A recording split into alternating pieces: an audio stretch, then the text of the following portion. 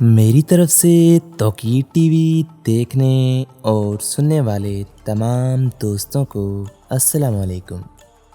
محترم ناظرین، آج ہم آپ کو لے جانے والے ہیں ایک ایسے شہر کی سیر پر جسے انبیاء اکرام کی سرزمین کہا جاتا ہے، جہاں اسلامی دنیا کا سب سے بڑا قبرستان موجود ہے، جہاں حضرت علی علیہ السلام کا روضہ مبارک موجود ہے۔ یہ شہر اپنی عظیم الشان مساجد کی وجہ سے بھی پوری دنیا میں جانا جاتا ہے، جن میں حضرت علی کی سونے کے گنبد والی مسجد بھی موجود ہے، جہاں دنیا بھر کے حکمرانوں نے پنجہ آزمائی کی، مگر آج بھی یہ دھرتی عظیم الشان ورثے کو برقرار رکھے ہوئے ہے۔ یہ شہر اسلام کی تاریخ کے اوراق میں ایک ایسا ورق ہے جو آج تک یوٹیوب پر اردو زبان میں بیان نہ ہو سکا۔ آج ہم آپ کو نجف کی سیر کروائیں گے، اور نجف کی عظیم سرزمین کی سیر کے ساتھ ساتھ ہم آپ تمام دوستوں کو اس سرزمین کی عظمت کی داستان بھی سنائیں گے۔ ہمارے ساتھ اس ویڈیو میں آخر تک رہنے والے تمام دوست یقینی طور پر آج کی اس ویڈیو کا مکمل لطف اٹھا پائیں گے۔ ویڈیو کو آخر تک دیکھیے گا۔ اگر چینل کو سبسکرائب نہیں کیا تو سبسکرائب کر لیجئے۔ ایسے ہی معلوماتی، دلچسپ اور سب سے منفرد ویڈیوز آپ کو یہاں ملتی رہیں گی۔ دوستو، نجف جسے عربی زبان میں النجف کہا جاتا ہے، سرزمین عراق کا ایک اہم ترین شہر ہے جو حضرت علی علیہ السلام کے روضے کی وجہ سے کافی شہرت کا حامل ہے۔ یہ بغداد سے 160 کلومیٹر دور کوفہ کے قدیم شہر کے قریب ایک اونچے پہاڑ پر واقع ہے۔ نجف کے لفظی معنی اونچی جگہ کے ہیں۔ ابن المنذر کے مطابق لفظ نجف کا لغوی معنی ایک اونچی اور مستطیل جگہ ہے جس کے گرد پانی جمع ہو، حالانکہ پانی اس کی سطح سے اوپر نہ جاتا ہو۔ الشیخ الصدوق نے امام صادق کی ایک حدیث سے استدلال کرتے ہوئے دعویٰ کیا کہ نجف لفظ نئے جف سے نکلا ہے، اس کے معنی نیا سمندر خشک ہو گیا کہ ہیں، جو رفتہ رفتہ نجف میں تبدیل ہو گیا۔ نجف جغرافیائی لحاظ سے ایک شہر اور صحرا کے درمیان واقع ہے۔ شہر سے مراد کوفہ ہے، جبکہ صحرا سے مراد اس کے اطراف میں موجود ریگستان ہے، جو اس علاقے میں شدید گرمی اور طوفان کا باعث بنتا ہے۔ یہاں تک کہ کہا جاتا ہے کہ بعض اوقات یہاں درجہ حرارت 50 ڈگری سینٹی گریڈ تک بڑھ جاتا ہے۔ اگرچہ نجف ہمیشہ پانی کے لحاظ سے قحط سالی کا شکار نہیں رہا، 7ویں صدی میں اس کے پانی سے ہزاروں درختوں اور باغات کو سیراب کیا جاتا تھا۔ یہ شہر بغداد کے جنوب مغرب میں 165 کلومیٹر، کربلا کے جنوب مشرق میں 77 کلومیٹر، کوفہ کے جنوب میں 10 کلومیٹر کے فاصلے پر واقع ہے، اور ہیرا جیسے قدیم شہر جس کی روشن تہذیب کا عراق کی تاریخ میں بہت اعلیٰ مقام ہے۔ اس کا نجف کی مجاورت میں ہونا اس شہر کی تاریخی قدامت کا آئینہ دار ہے۔ نجف کے شمال میں وادی السلام اور اولیاء کا مشہور قبرستان موجود ہے، جبکہ اس کے جنوب میں دریائے نجف جو اس وقت خشک ہو گیا تھا اور سعودی عرب، اردن اور شام تک پھیلا ہوا صحرائے بادیتیہ الشام واقع ہے۔ اسلامی تاریخ میں نجف کا نام صرف مسلمانوں کے ہاتھوں ایران اور عراق کی فتح کے سبب دیکھنے میں آتا ہے۔ عباسیوں کے زمانے میں شہر کا نام کہیں نمایاں نظر نہیں آتا، لیکن ہارون الرشید کے دور میں امام علی علیہ السلام کے مرکز مبارک کے آشکار ہونے کے بعد اس شہر نے بہت سارے لوگوں کو اس میں سکونت اختیار کرنے میں راغب کیا۔ نجف ایک پرانے ساسانی شہر سورستان کے پاس تھا، جو اس وقت فارس کی سلطنت میں شامل تھا۔ عباسی خلیفہ ہارون الرشید نے اسے نئے سرے سے تعمیر کیا۔ عثمانوی خلافت کے زمانے میں عرب قبائل کے حملوں اور پانی کے ذخائر کم ہونے کی وجہ سے یہاں گھروں کی تعداد 30,000 سے کم ہو کر 16ویں صدی میں صرف 30 رہ گئی تھی۔ 18ویں صدی میں یہاں وہابی قبائل نے کئی دفعہ لوٹ مار بھی مچائی۔ 1803 میں یہاں نہر ہندیہ کی تعمیر سے پانی کا مسئلہ مستقل بنیادوں پر حل ہوا تو شہر کی آبادی یکدم 60,000 سے زیادہ تجاوز کر گئی۔ 1915 میں شہر کو عثمانی خلافت سے آزاد کروایا گیا، مگر یہ برطانوی قبضے میں چلا گیا۔ 1918 میں اس شہر کے مذہبی رہنما سید مہدی العوادی نے بغاوت کر دی تو برطانوی فوج نے شہر کو گھیرے میں لے لیا اور پانی کی رسد بند کر دی۔ اس شہر پر قبضہ کر لیا گیا۔ صدام حسین کے دور میں یہ شہر اپنی شیعہ آبادی کی وجہ سے ہمیشہ شک کی زد میں رہا اور یہاں کئی بغاوتیں بھی ہوئیں۔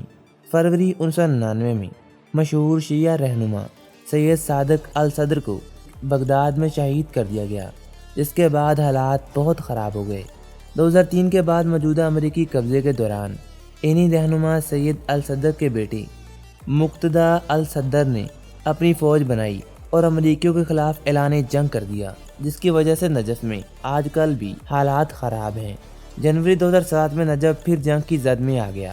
یہاں امریکی اور برطانوی فوجوں نے کئی بار کارروائیاں کیں، یہاں تک کہ 28 جنوری 2007 کو ایک ہی دن میں نجف میں 300 افراد کا قتل عام کیا گیا۔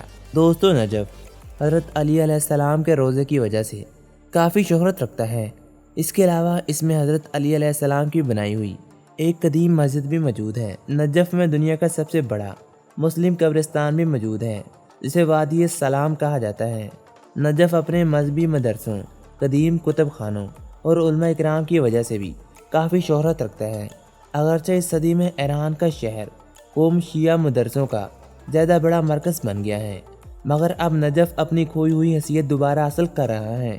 یہاں کا قدیم ترین مدرسہ حوزہ علیمہ نجف پوری دنیا میں مشہور ہے۔ دوستو، 16ویں صدی میں نجف کو سلطنت عثمانیہ نے فتح کیا تھا اور ایران کے صفوی خاندان نے اس شیعہ سائٹ سے مسلسل دلچسپی برقرار رکھی۔ عثمانوی صفوی جنگ کے بعد 1623 سے 1639 کے دوران اس شہر پر دوبارہ قبضہ کر لیا گیا، جو کہ کامیاب رہا، لیکن 1638 میں اسے دوبارہ عثمانیوں نے قبضے میں کر لیا۔ سلطنت عثمانیہ کے دور میں عرب صحرائی قبائل اور فارس کی فوج کے بار بار چھاپوں کے نتیجے میں نجف کو شدید مشکلات کا سامنا کرنا پڑا، جس کی وجہ سے پانی کی شدید قلت تھی۔ اسی وجہ سے پانی کی قابل اعتماد فراہمی نہ ہو سکی۔ 16ویں صدی کے آغاز تک یہاں، جیسے کہ میں نے آپ کو بتایا، 3000 سے کم ہو کر صرف 30 گھر رہ گئے تھے۔ پرتگالی سیاح پیڈرو ٹیکسرا جب 1604 میں نجف سے گزرا تو اس نے اسے کھنڈرات میں پایا، جس میں 500 سے کچھ زیادہ لوگ آباد تھے۔ یہ بڑی حد تک دریائے فرات کے دھارے میں حلال کی سمت مشرق کی طرف تبدیلی کا نتیجہ تھا۔ نجف اور کوفہ اونچے اور خشک تھے، جس کی وجہ مقامی سابقہ امیر زراعت کی تباہی، کھجور کے باغات اور باغات کی تباہی اور اس کے بعد بخارات کی وجہ سے زیر زمین پانی کا نمکین ہونا تھا۔ 8ویں صدی میں نجف کی علمی زندگی پر ایران کے فارسی بولنے والے علماء اکرام کا غلبہ رہا۔ پانی کی قلت کو بالآخر 1803 میں پھر حل کر دیا گیا، جب دریائے فرات نے ایک بار پھر اس شہر کو اپنے ساتھ جوڑ دیا۔ دریا کے بہاؤ میں تبدیلی عثمانیوں کی طرف سے دریا کے بہاؤ کو تبدیل کرنے کے لیے صدیوں کی کوششوں کا نتیجہ تھا، تاکہ خزائل جیسے دلدل میں رہنے والے قبائل کو پانی کے ماحول سے محروم کیا جا سکے، جس کی وجہ سے وہ ریاستی کنٹرول سے بچ سکتے تھے۔ ان طویل المدتی کوششوں نے 1793 میں ہندیہ نہر کی تعمیر کو کامیاب بنایا، جس نے فرات کے بہاؤ کو تبدیل کر دیا اور ان ہائیڈرولوجیکل تبدیلیوں کے مذہبی اثرات مرتب ہونے لگے۔ سب سے زیادہ قابل ذکر شیعہ مذہب کا استحکام یہاں پھیلنا شروع ہوا۔ جیسے ہی نجف کے مزار شہر کو دوبارہ پانی تک رسائی حاصل ہوئی، اس کے معززین اور مقدسین نے اس علاقے میں کافی طاقت حاصل کرنا شروع کر دی۔ 1811 میں شہر کی آخری دیوار تعمیر کی گئی۔ دوستو، 1915 میں ایک بغاوت میں عثمانیوں کو یہاں سے بے دخل کر دیا گیا، جس کے بعد یہ شہر برطانوی سلطنت کا زیر تسلط آ گیا۔ نجف کے شیخ نے 1918 میں بغاوت کی اور شہر کے برطانوی گورنر سید مہدی العوادی کو قتل کر دیا اور انگریزوں کے ساتھ الحاق شدہ قبائل کو اناج کی فراہمی بند کر دی۔ جوابی کارروائی میں انگریزوں نے شہر کا محاصرہ کر لیا اور پانی کی سپلائی منقطع کر دی۔ بغاوت ختم کر دی گئی اور شیخوں کی حکومت کو زبردستی ختم کر دیا گیا۔ شیعہ علماء کرام کی ایک بڑی تعداد کو فارس میں نکال دیا گیا، جہاں انہوں نے نجف کے بدلے شہر قم کو شیعوں کے علم اور اقتدار کے مرکز کے طور پر ابھارنے کی بنیاد رکھی۔ 2003 کے بعد عراق میں شیعہ اکثریتی حکومت کے قیام کے دوران نجف نے قم سے اپنی مذہبی برتری کھو دی تھی اور 21ویں صدی تک اسے دوبارہ حاصل نہ کر سکا۔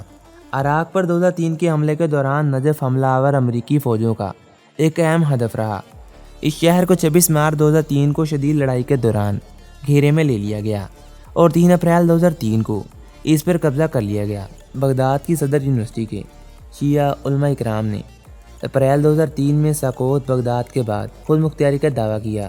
دوستو 4 اپریل 2004 کو مہدی آرمی نے 3 جون 2004 کو اقتدار کی منتقلی سے قبل ملک پر قبضہ کرنے کی ٹھان لی اور ہسپانوی بیس پر حملہ کیا۔ دوستو عراق کی نئی حکومت اس شہر میں بغاوت اور ہسپانوی انخلاء کے نتیجے میں امریکی فوجیں ایک بار پھر اس شہر میں پہنچ گئیں۔ اگست 2004 میں امریکی افواج اور الصدر کی مہدی فوج کے درمیان ایک بار پھر شدید لڑائی ہوئی اور یہ لڑائی 3 ہفتوں تک جاری رہی۔ دوستو 2012 میں نجف کو عرب دنیا کا ثقافتی مرکز بھی قرار دیا گیا تھا۔ یہاں امریکی فوجیوں کے آنے کے بعد حکومت کے زوال نے شیعوں کی زیارت پر پابندیاں ختم کر دی تھیں، جس کی وجہ سے نجف میں آنے والے زائرین میں تیزی سے اضافہ ہونے لگا اور سہولیات اور بنیادی ڈھانچے کی مانگ میں بھی اضافہ نظر آنے لگا۔ 2006 میں شہر کے پہلے منہدم کیے گئے مغربی علاقے کی حکومتی سرپرستی میں تعمیر نو کا منصوبہ شروع ہوا۔ 6 اپریل 2021 کو پوپ فرانس نے اپنے تاریخی پوپل دورہ عراق کے دوران اس شہر کا دورہ کیا اور یہاں پر مذہبی مکالمہ میں کیا، جہاں انہوں نے ملک میں مسلمانوں اور عیسائیوں کے درمیان پرامن وقائے باہمی کے پیغام کا اظہار کیا۔ نجف کو شیعہ مسلمانوں کے نزدیک مقدس مقام سمجھا جاتا ہے اور یہ حضرت محمد صلی اللہ علیہ وآلہ وسلم کے داماد اور کزن حضرت امام علی علیہ السلام کی تدفین کی جگہ کے طور پر بھی مشہور ہے۔ یہ شہر اپنی پوری شیعہ اسلامی دنیا میں زیارت کا مرکز ہے اور ایک اندازے کے مطابق صرف مکہ اور مدینہ کے بعد سب سے زیادہ مسلمان یہاں آتے ہیں۔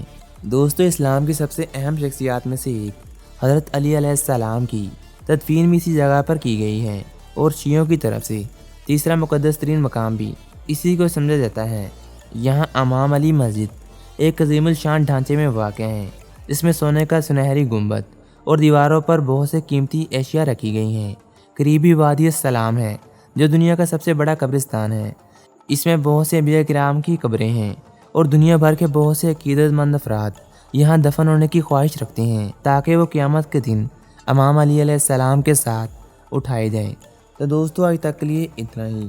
امید کرتے ہیں تمام دوست نجف کے بارے میں جان کر بہت خوش ہوئے ہوں گے اور آپ کو آج کی ہماری اس ویڈیو سے کچھ نہ کچھ سیکھنے کو ملا ہوگا۔ یقینی طور پر نجف اسلامی دنیا کا ایک اہم ترین شہر ہے جسے عرب ممالک ثقافتی ورثہ کے طور پر بھی جانتے ہیں۔ یہاں بہت سے مقامات موجود ہیں۔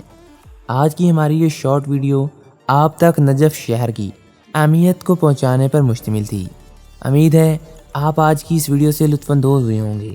ویڈیو پسند آنے کی صورت میں ہمارے چینل توقیر ٹی وی کو سبسکرائب لازمی کیجیے گا۔ ملتے ہیں ایک اور معلوماتی ویڈیو کے ساتھ، تب تک کے لیے اپنا بہت سارا خیال رکھیے گا۔ مجھے دیجیے اجازت، اللہ نگہبان۔